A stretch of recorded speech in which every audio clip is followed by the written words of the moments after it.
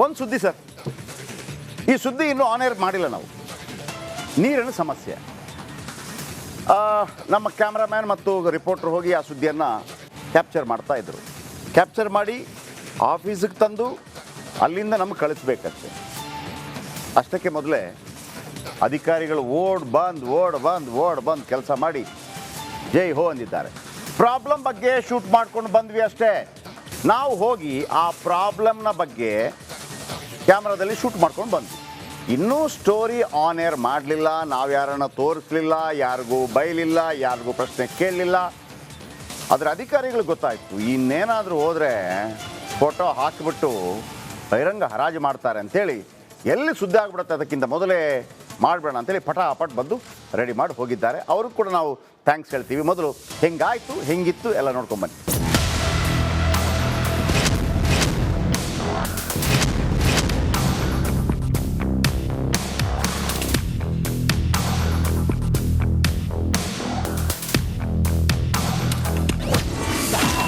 ಎರಡನೇ ಅತಿ ದೊಡ್ಡ ಖಾಸಗಿ ಬಸ್ ನಿಲ್ದಾಣ.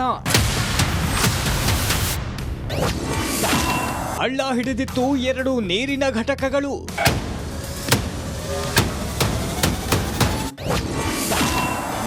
ಲಕ್ಷ ಖರ್ಚು, ಎಲ್ಲವೂ ವೇಸ್ಟ್. ಎಸ್, ಅದು ರಾಜ್ಯದ ಎರಡನೇ ಅತಿ ದೊಡ್ಡ ಖಾಸಗಿ ಬಸ್ ನಿಲ್ದಾಣ. ಅಲ್ಲಿಗೆ ಪ್ರತಿನಿತ್ಯ ಬೇರೆ ಬೇರೆ ಊರುಗಳಿಂದ ಸಾವಿರಾರು ಜನ ಬರ್ತಾರೆ. ಹಾಗಾಗಿ ಮಹಾನಗರ ಪಾಲಿಕೆಯವರು 4 ಲಕ್ಷ ರೂಪಾಯಿ ವೆಚ್ಚದಲ್ಲಿ 2 ನೀರಿನ ಘಟಕ ಸ್ಥಾಪನೆ ಮಾಡಿತ್ತು. ಆದ್ರೆ ನಿರ್ವಹಣೆ ಇಲ್ಲದೆ ನೀರು ಬರದೆ ಪ್ರಯಾಣಿಕರು ಕುಡಿಯುವ ನೀರಿಗೆ ಪರದಾಡುತ್ತಿದ್ರು. 2 ಕುಡಿಯುವ ನೀರಿನ ಘಟಕಗಳನ್ನು ಸ್ಥಾಪನೆ ಮಾಡಿದೆ. ಆದರೆ 2 ಸಹ ಕೆಟ್ಟು ನಿಂತು ಸುಮಾರು ತಿಂಗಳುಗಳೇ ಆಗಿದೆ.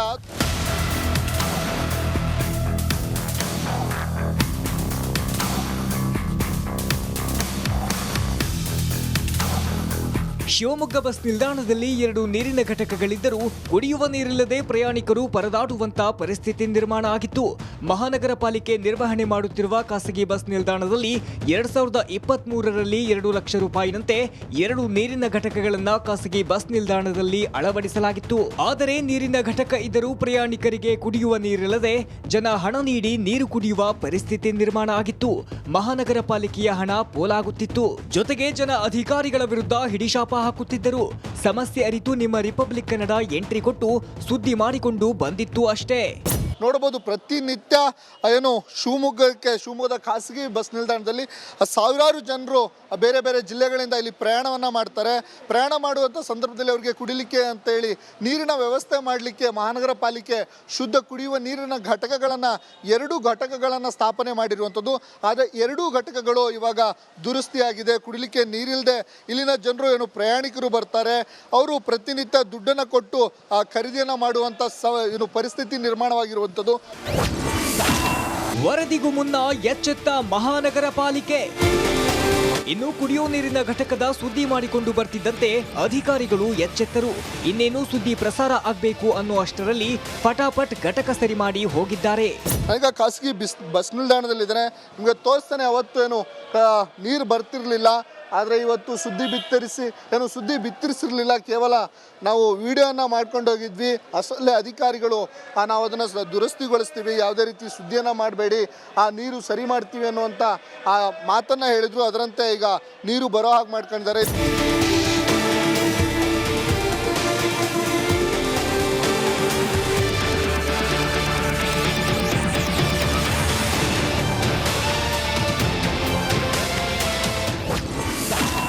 ಒಂದೇ ದಿನಕ್ಕೆ ಬಂತು ನೀರು.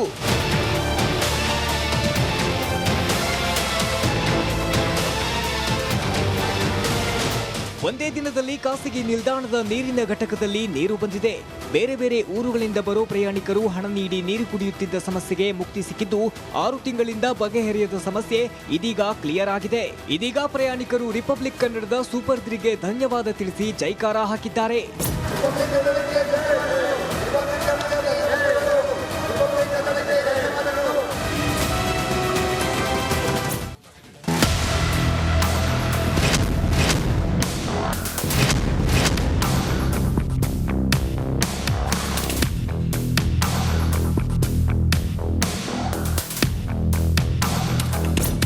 ಒಂದು ಸುದ್ದಿ ಸರ್, ಈ ಸುದ್ದಿ ಇನ್ನೂ ಆನ್ ಏರ್ ಮಾಡಿಲ್ಲ ನಾವು.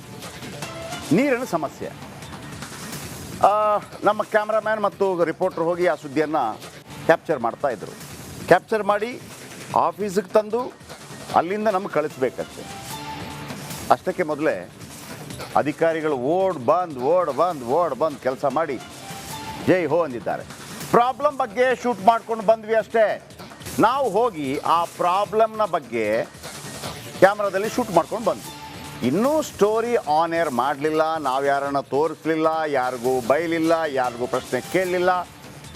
ಅದರ ಅಧಿಕಾರಿಗಳಿಗೆ ಗೊತ್ತಾಯಿತು ಇನ್ನೇನಾದರೂ ಹೋದರೆ ಫೋಟೋ ಹಾಕಿಬಿಟ್ಟು ಬಹಿರಂಗ ಹರಾಜು ಮಾಡ್ತಾರೆ ಅಂಥೇಳಿ, ಎಲ್ಲಿ ಸುದ್ದಿ ಆಗಿಬಿಡುತ್ತೆ ಅದಕ್ಕಿಂತ ಮೊದಲೇ ಮಾಡಬೇಡ ಅಂತೇಳಿ ಪಟಾಪಟ್ ಬಂದು ರೆಡಿ ಮಾಡಿ ಹೋಗಿದ್ದಾರೆ. ಅವ್ರಿಗೂ ಕೂಡ ನಾವು ಥ್ಯಾಂಕ್ಸ್ ಹೇಳ್ತೀವಿ. ಮೊದಲು ಹೆಂಗಾಯಿತು ಹೆಂಗಿತ್ತು ಎಲ್ಲ ನೋಡ್ಕೊಂಬನ್ನಿ.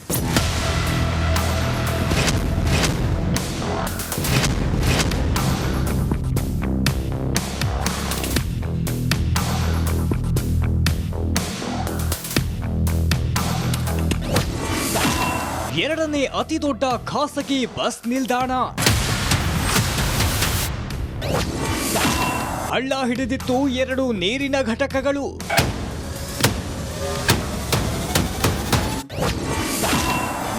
ಲಕ್ಷ ಖರ್ಚು, ಎಲ್ಲವೂ ವೇಸ್ಟ್. ಎಸ್, ಅದು ರಾಜ್ಯದ ಎರಡನೇ ಅತಿ ದೊಡ್ಡ ಖಾಸಗಿ ಬಸ್ ನಿಲ್ದಾಣ. ಅಲ್ಲಿಗೆ ಪ್ರತಿನಿತ್ಯ ಬೇರೆ ಬೇರೆ ಊರುಗಳಿಂದ ಸಾವಿರಾರು ಜನ ಬರ್ತಾರೆ.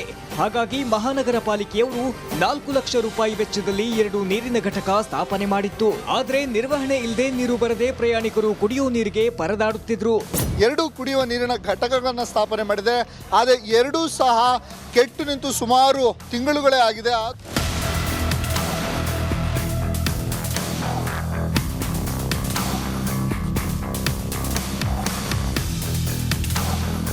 ಶಿವಮೊಗ್ಗ ಬಸ್ ನಿಲ್ದಾಣದಲ್ಲಿ 2 ನೀರಿನ ಘಟಕಗಳಿದ್ದರೂ ಕುಡಿಯುವ ನೀರಿಲ್ಲದೆ ಪ್ರಯಾಣಿಕರು ಪರದಾಡುವಂತ ಪರಿಸ್ಥಿತಿ ನಿರ್ಮಾಣ ಆಗಿತ್ತು. ಮಹಾನಗರ ಪಾಲಿಕೆ ನಿರ್ವಹಣೆ ಮಾಡುತ್ತಿರುವ ಖಾಸಗಿ ಬಸ್ ನಿಲ್ದಾಣದಲ್ಲಿ 2023ರಲ್ಲಿ 2 ಲಕ್ಷ ರೂಪಾಯಿನಂತೆ 2 ನೀರಿನ ಘಟಕಗಳನ್ನು ಖಾಸಗಿ ಬಸ್ ನಿಲ್ದಾಣದಲ್ಲಿ ಅಳವಡಿಸಲಾಗಿತ್ತು. ಆದರೆ ನೀರಿನ ಘಟಕ ಇದ್ದರೂ ಪ್ರಯಾಣಿಕರಿಗೆ ಕುಡಿಯುವ ನೀರಿಲ್ಲದೆ ಜನ ಹಣ ನೀಡಿ ನೀರು ಕುಡಿಯುವ ಪರಿಸ್ಥಿತಿ ನಿರ್ಮಾಣ ಆಗಿತ್ತು. ಮಹಾನಗರ ಪಾಲಿಕೆಯ ಹಣ ಪೋಲಾಗುತ್ತಿತ್ತು. ಜೊತೆಗೆ ಜನ ಅಧಿಕಾರಿಗಳ ವಿರುದ್ಧ ಹಿಡಿಶಾಪ ಹಾಕುತ್ತಿದ್ದರು. ಸಮಸ್ಯೆ ಅರಿತು ನಿಮ್ಮ ರಿಪಬ್ಲಿಕ್ ಕನ್ನಡ ಎಂಟ್ರಿ ಕೊಟ್ಟು ಸುದ್ದಿ ಮಾಡಿಕೊಂಡು ಬಂದಿತ್ತು ಅಷ್ಟೇ. ನೋಡಬಹುದು, ಪ್ರತಿನಿತ್ಯ ಏನು ಶಿವಮೊಗ್ಗದ ಖಾಸಗಿ ಬಸ್ ನಿಲ್ದಾಣದಲ್ಲಿ ಸಾವಿರಾರು ಜನರು ಬೇರೆ ಬೇರೆ ಜಿಲ್ಲೆಗಳಿಂದ ಇಲ್ಲಿ ಪ್ರಯಾಣವನ್ನು ಮಾಡ್ತಾರೆ. ಪ್ರಯಾಣ ಮಾಡುವಂಥ ಸಂದರ್ಭದಲ್ಲಿ ಅವರಿಗೆ ಕುಡಿಲಿಕ್ಕೆ ಅಂತೇಳಿ ನೀರಿನ ವ್ಯವಸ್ಥೆ ಮಾಡಲಿಕ್ಕೆ ಮಹಾನಗರ ಪಾಲಿಕೆ ಶುದ್ಧ ಕುಡಿಯುವ ನೀರಿನ ಘಟಕಗಳನ್ನು 2 ಘಟಕಗಳನ್ನು ಸ್ಥಾಪನೆ ಮಾಡಿರುವಂಥದ್ದು. ಆದರೆ 2 ಘಟಕಗಳು ಇವಾಗ ದುರಸ್ತಿಯಾಗಿದೆ. ಕುಡಿಲಿಕ್ಕೆ ನೀರಿಲ್ಲದೆ ಇಲ್ಲಿನ ಜನರು ಏನು ಪ್ರಯಾಣಿಕರು ಬರ್ತಾರೆ, ಅವರು ಪ್ರತಿನಿತ್ಯ ದುಡ್ಡನ್ನು ಕೊಟ್ಟು ಖರೀದಿಯನ್ನು ಮಾಡುವಂಥ ಪರಿಸ್ಥಿತಿ ನಿರ್ಮಾಣವಾಗಿರುವಂಥದ್ದು. ವರದಿಗೂ ಮುನ್ನ